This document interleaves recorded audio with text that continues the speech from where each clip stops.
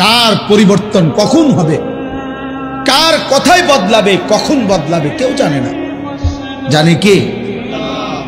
ফুজাইল ইবনে ইয়াজ বড় ডাকাত সর্দার ছিলেন। তো গভীর রাতে উনি ডাকাতি করতে গেছেন। তো রাত্রিবেলা যখন গভীর রাতে এক বাড়িতে ডাকাতি করতে ঢুকছে, দরজার সামনে গিয়ে যখন দাঁড়াইছে তখন শুনতেছিল বাড়িওয়ালা ওই সময় আল্লাহর কোরআন পড়তেছে।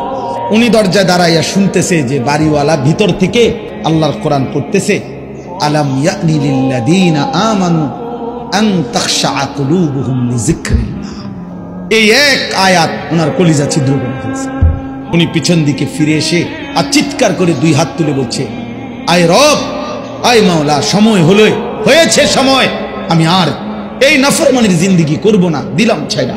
তখন তিনি ওই সময় রাত্রে তো আল্লাহর কাছে এক ফোঁটা চোখের পানি ফেলতে ওনার মন চাইছে, তওবা করবে, মাফ চাইবে, আজকে গুনাহ ছেড়ে দিবে।